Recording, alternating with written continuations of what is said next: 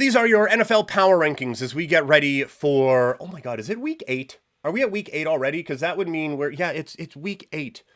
We only get 17 of these in the season, or 18. Oh yeah, we only get 18 of these in the season now. Sorry, kicking it old school. So the fact that we're at 8 means we're almost at the halfway point, which means I'm very sad that the football is going away. Like the CFL is getting to its best part with playoff time. College football is ramping up for a playoff that we've never experienced before, and the NFL is in high gear. And I'm already like, oh, but February.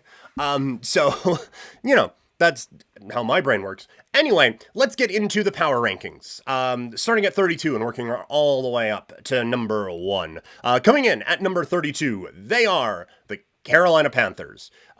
Why?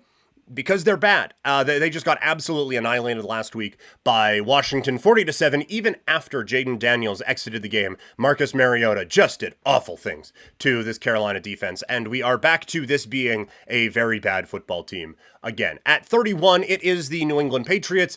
You have your coach calling your team soft, and then you have your former coach being like, yeah, I don't think it's the players who are the problem. So that's awesome. And kind of a shitty thing to do, and probably shouldn't be doing that if you're Bill Belichick. But also, if you're Bill Belichick, I don't think you care too much. So he's probably okay with it. It's bad in New England, and Drake May being in there gets it a touch more vibey, but no, it's bad, and they have a long way to go. At 30, it is Cleveland. When the biggest headline around your team is how much your fans cheered when your starting quarterback's leg exploded, things probably aren't going great. And then when you consider, that might be an upgrade, it's even worse. But yes, no, it is bad out in Cleveland. And as we approach the trade deadline, I wonder how active they are going to be. At 29, it is the Vegas Raiders, another putrid effort against the Los Angeles Rams this week. And it is so clear that a lot of the answers aren't with this coaching staff or on this team at all. At 28, the Tennessee Titans. They just made the move sending DeAndre Hopkins out to the Kansas City Chiefs. I said before in the trade analysis, I don't think that this is necessarily a full waving the white flag or anything like that, although I have them as a bottom 5 team in the league, so might be. It has not clicked. Specifically offensively, it has really not really worked in the way that I thought it would. And honestly, defensively, they were in that game in the first half, and then the defense just stayed on the field and got their brains beat in by Buffalo. I think this was really okay, this team really doesn't have it moment. And, we've had a couple of those now. But this team, I thought that the names that they added this season were better than, and honestly, I think they have been. I think the quarterback is a major issue.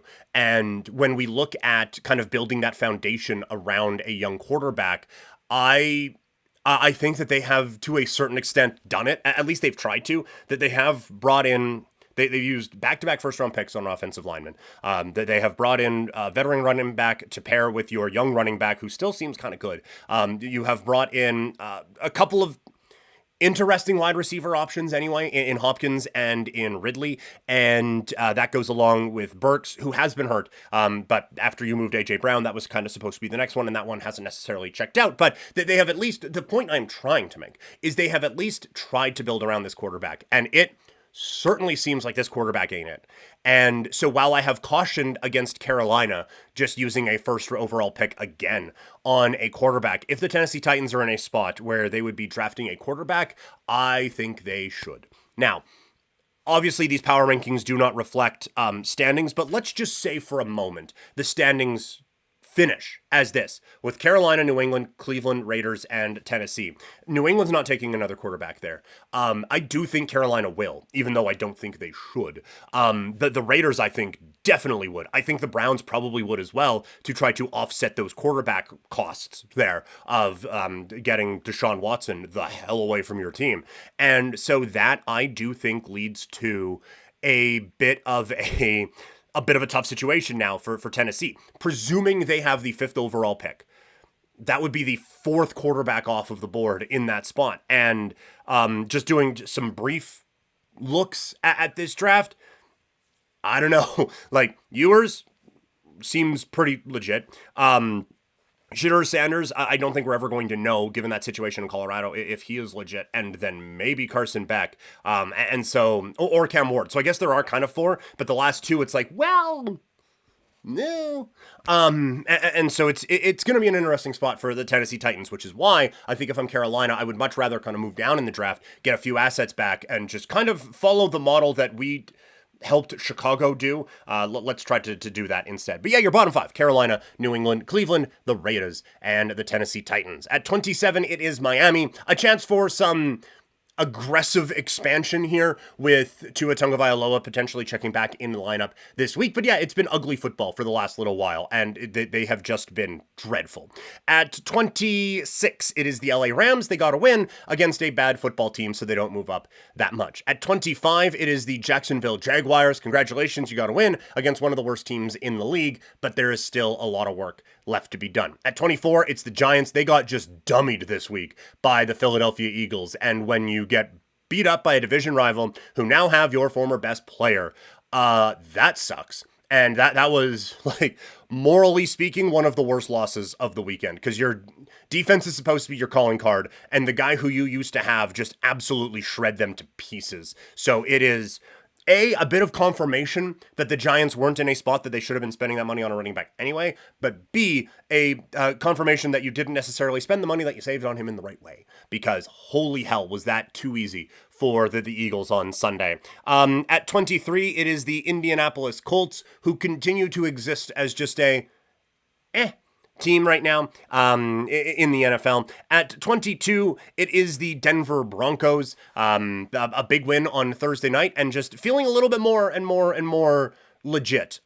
Legit in terms of things are developing, not necessarily legit in terms of hey, watch out for the Broncos in the AFC or anything like that. At 21, it is Chicago. At 20, it is Dallas. Both teams on a bye this week. At 19, the Tampa Bay Buccaneers, and things really fall apart late in that game against Baltimore. I mean, things fell apart all game against Baltimore, and I think we have seen now how vulnerable this defense is to various passing attacks.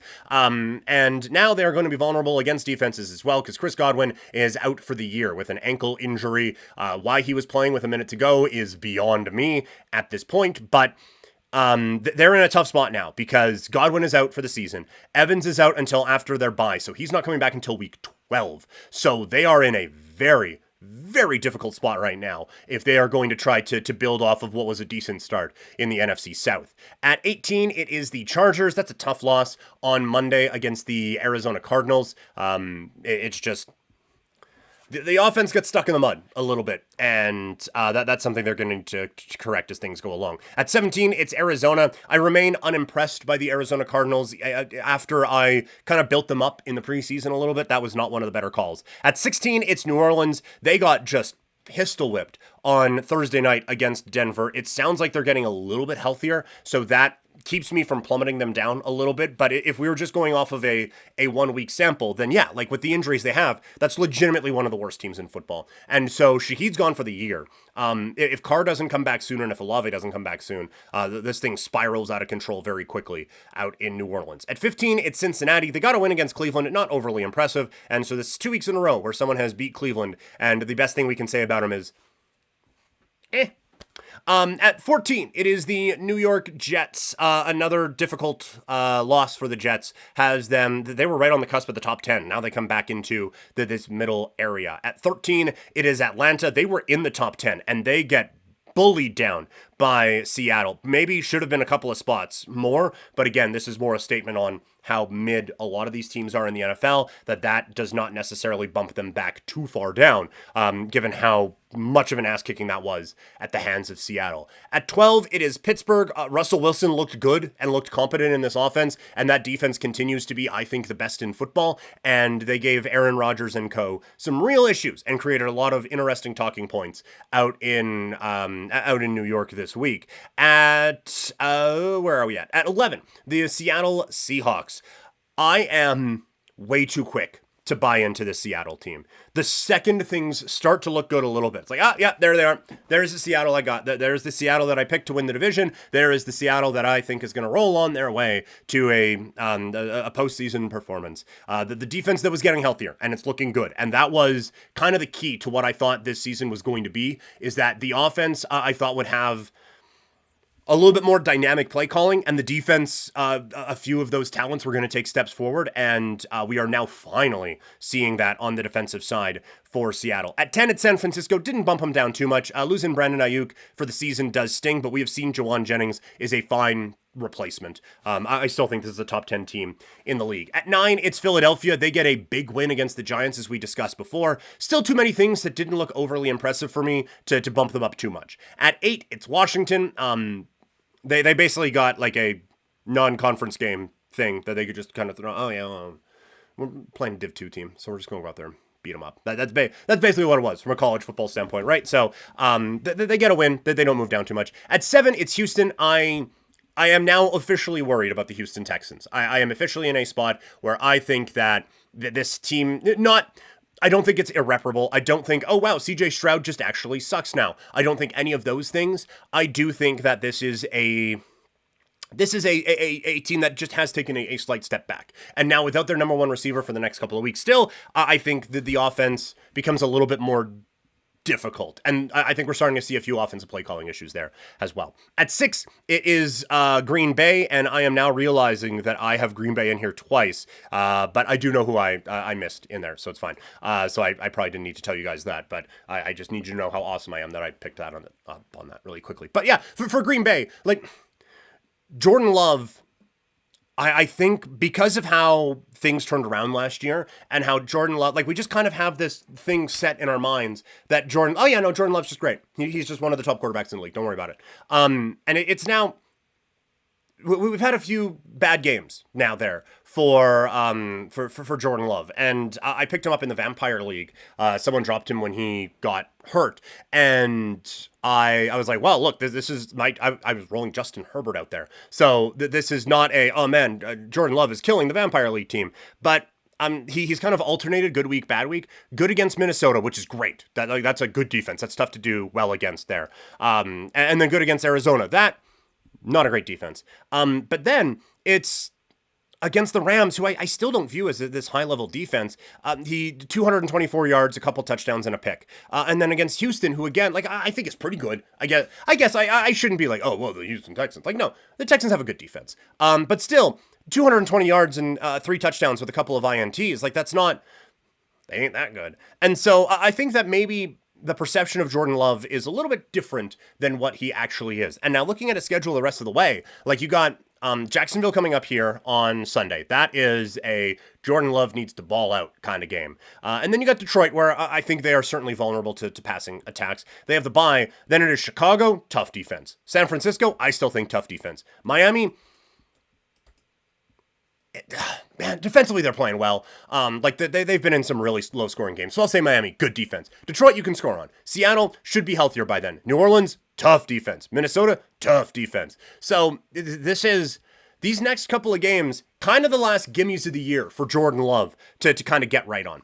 At 5, it is the Minnesota Vikings. They take a couple of steps back here. Although I thought they played really well in that game, that there's just the top now is getting a little bit more difficult. And so when you do take a bit of a step back, there are teams right there to take those steps forward and kind of leapfrog you. At 4, it is Buffalo. It looks a little bit more lopsided than it was. That game was close in the first half, and then Buffalo just kind of takes it over in the second half. And so that's what they do. They can beat up on bad teams, and now they are going to run away, I think, with this division. And with Amari Cooper there, Keon Coleman stepping up in a big-time way as well, things are looking up out in Buffalo. At 3, it's Detroit. They had a bit of a slower start to the season, but boy, oh boy, have they got it on track now. They are looking fantastic in that win against Minnesota. And for Jared Goff to handle the pressure that was coming his way was just some top-notch stuff. At 2, it's the Baltimore Ravens. Another great performance offensively for this team against Tampa Bay. I still have worries about the defense, but I have no worries about this offense. And at number one, the best team in all the land gets better today as they go out and acquire DeAndre Hopkins. They are the Kansas City Chiefs. It is one of the top 3 defenses in the league. You have the most talented quarterback in the league. You have 2 of the best play callers in the league, one on offense, one on defense, that this team is just so complete and so fantastic and looking better each and every week. So those are your power rankings coming out of week 7, getting ready for week 8 in the National Football League.